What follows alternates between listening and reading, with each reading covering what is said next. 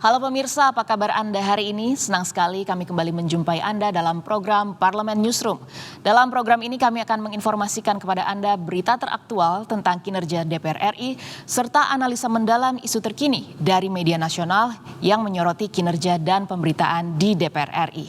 Bersama saya Yasmin Alvina, inilah Parlemen Newsroom selengkapnya.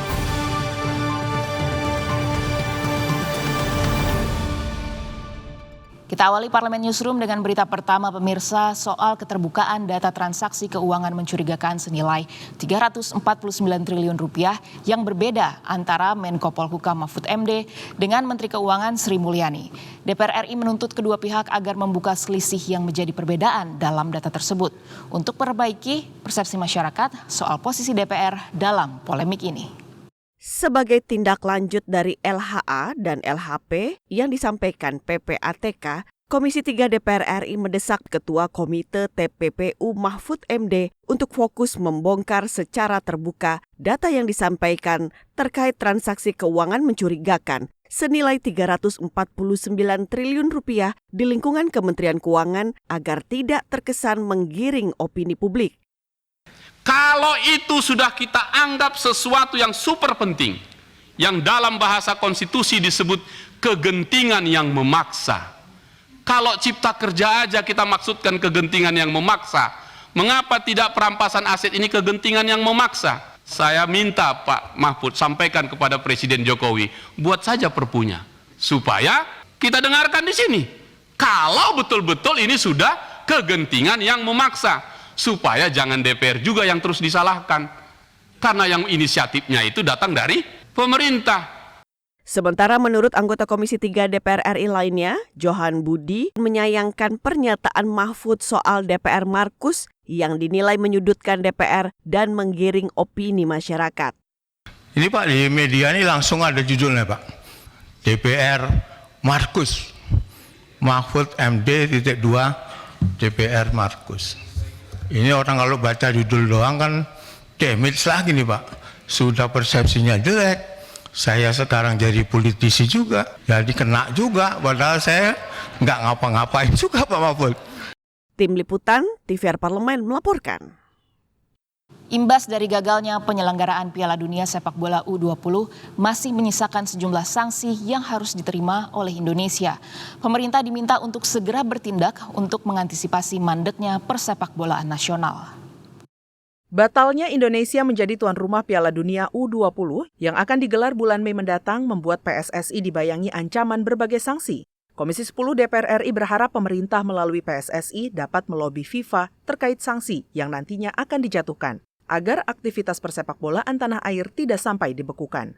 PSSI pun dipastikan akan menerima sanksi dari FIFA atas gagalnya menyelenggarakan perhelatan tersebut. Anggota Komisi 10 DPR RI Nuroji menilai, seharusnya saat polemik penolakan Israel mencuat, kementerian dan lembaga terkait bisa saling bersinergi untuk menyelesaikan persoalan tersebut. Untuk mencegah penghapusan Indonesia sebagai tuan rumah Piala Dunia U20 yang berujung sanksi bagi Indonesia.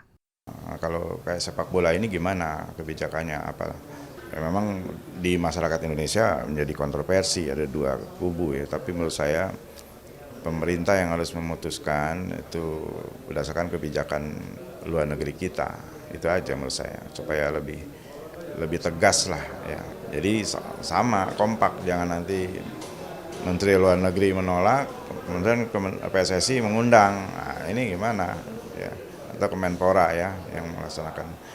Nah itu penting sekali sinergi dan koordinasi antar lembaga lah, dalam hal ini Kementerian Luar Negeri dan Kementerian Olahraga ya yang terkait dengan event ini. Indonesia dipastikan batal menjadi tuan rumah Piala Dunia U20 setelah Ketua Umum PSSI Erick Thohir bertemu Presiden FIFA untuk melakukan lobi. Namun pertemuan tersebut tidak menemukan titik temu terhadap persoalan penolakan Israel bermain di Indonesia. Rifki Makdudi, TVR Parlemen, melaporkan. Polemik kedatangan Israel yang berakhir pencabutan status Indonesia sebagai tuan rumah Piala Dunia U20 tidak boleh terulang lagi. DPR RI menilai hal ini seharusnya mampu diantisipasi sejak Indonesia ditunjuk sebagai tuan rumah Piala Dunia U20. FIFA mencabut status Indonesia sebagai tuan rumah Piala Dunia U20 2023. Pernyataan itu diumumkan setelah pertemuan Presiden FIFA Gianni Infantino dan Ketua Umum PSSI Erick Thohir di Doha, Qatar. Pencabutan status Indonesia sebagai tuan rumah Piala Dunia U20 ditengarai adanya penolakan terhadap kedatangan Israel. Beberapa pihak beralasan kehadiran Israel akan mengingkari amanat konstitusi soal hak kemerdekaan bagi segala bangsa. Menanggapi persoalan tersebut, anggota Komisi 10 DPR RI Iliza Saaduddin Jamal menyayangkan polemik yang terjadi karena ketidakcermatan pemerintah dan PSSI saat bidding tuan rumah Piala Dunia U20. Seharusnya, polemik yang terjadi saat ini mampu diprediksi. Hubungan diplomatik ini, pressure diplomatik ini, secara diplomasi ya bisa dilakukan secara dari olahraga ini gitu. Memang kita kita akan punya konsekuensi ya. Konsekuensi kalau kita mendapatkan punishment gitu ya dari FIFA ya mungkin tidak boleh bermain atau segala macam. Ini juga sebetulnya buah simalakama juga gitu bagi para pecinta sepak bola, kesempatan kita di ajang olahraga di sepak bola ini yang sudah diperjuangkan, dipersiapkan sedemikian rupa. Ya kita masih berharap mudah-mudahan ada deal-deal secara diplomasi juga. Terkait putusan pembatalan ini belum bisa dipastikan nasib Indonesia di Piala Dunia U20. Dalam pernyataan FIFA, Indonesia berpotensi dikenai sanksi. Terlepas dari hal tersebut, FIFA tetap berkomitmen untuk aktif membantu PSSI dalam proses transformasi sepak bola Indonesia. Rifki Magdudi, TVR Parlemen, melaporkan. Kesiapan mudik Lebaran 2023 terus menjadi fokus utama DPR RI. Hal ini untuk mengantisipasi lonjakan harga tiket yang dikhawatirkan akan terjadi menjelang Lebaran 2023 akibat permintaan yang naik.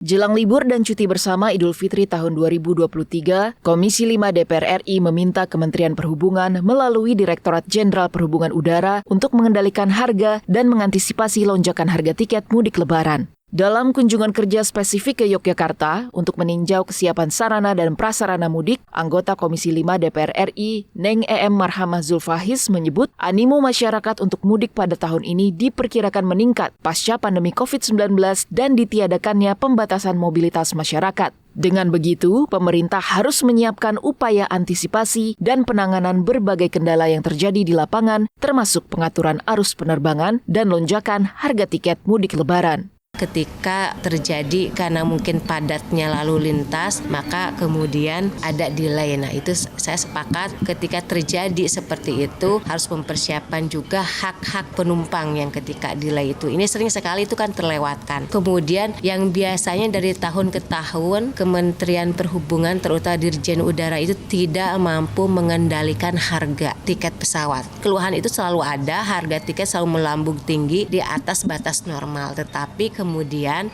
Kementerian Perhubungan terutama Dirjen Udara tidak mampu mengendalikan. Neng EM menegaskan pemerintah harus memastikan kenyamanan para pemudik baik melalui darat, laut, dan udara. Khususnya untuk pemudik menggunakan pesawat, Neng EM meminta pemerintah memperhatikan arus dan jadwal keberangkatan pesawat secara cermat, serta memastikan maskapai memberikan hak penumpang jika pesawat mengalami penundaan keberangkatan atau delay. Dari Yogyakarta, Halim Amrullah, TVR Parlemen, melaporkan. Sarana prasarana mudik perlu terus ditingkatkan mengingat lonjakan arus pemudik diprediksi akan terus melonjak. DPR RI terus mendorong perbaikan layanan dan sarana prasarana guna menekan angka kecelakaan saat arus mudik Lebaran 2023. Jelang Idul Fitri tahun 2023, sebanyak 125 juta jiwa diperkirakan akan melakukan perjalanan mudik. Komisi 5 DPR RI meminta pemerintah dan seluruh pemangku kebijakan terkait melakukan perbaikan rambu lalu lintas serta menyediakan tempat istirahat atau rest area yang baik bagi para pemudik. Dalam kunjungan kerja spesifik ke Provinsi Jawa Timur, Wakil Ketua Komisi 5 DPR RI Robert Rowe menilai lonjakan calon pemudik tahun ini harus menjadi perhatian khusus bagi seluruh mitra kerja dan stakeholder terkait. Hal ini harus diantisipasi dengan perbaikan sarana dan prasarana yang baik, demi memberikan pelayanan maksimal bagi masyarakat yang melaksanakan mudik Lebaran tahun ini. Kita lihat kesiapan jalan-jalan tol, kami sudah sampaikan, masih banyak juga jalan tol yang bergelombang. Kita minta ini dipasang rambu-rambu karena kita tahu semua kalau kecepatan di dalam jalan tol itu kan pasti 100-an ke atas. Maka rambu-rambu yang diberikan jangan ujuk-ujuk di dekat tempat yang tidak nyaman. Jadi harus lebih jauh. Saya juga minta kalau bisa tempat-tempatnya seperti itu harus ada, mungkin diberikan satu kejutan kepada supir supaya dia tidak bisa kencang lagi. Juga kita lihat sisi-sisi jalan. Kan selama ini juga masih banyak kecelakaan yang kenapa? Katanya supirnya ngantuk, maka keluar jalur. Untuk itu harus ada antisipasinya seperti apa. Robert juga mengapresiasi kebijakan pemerintah yang memajukan hari libur dan cuti bersama Idul Fitri. Hal ini diharapkan memberikan kelonggaran bagi masyarakat serta dapat mengurangi penumpukan arus pemudik. Dari Jawa Timur, Alfredo Tahapari, TVR Parlemen, melaporkan. Pemirsa, selanjutnya kami akan mengajak Anda untuk membahas secara mendalam terkait RUU Perlindungan Pekerja Rumah Tangga yang menjadi inisiatif DPR RI. Informasi selengkapnya akan kami hadirkan sesaat lagi.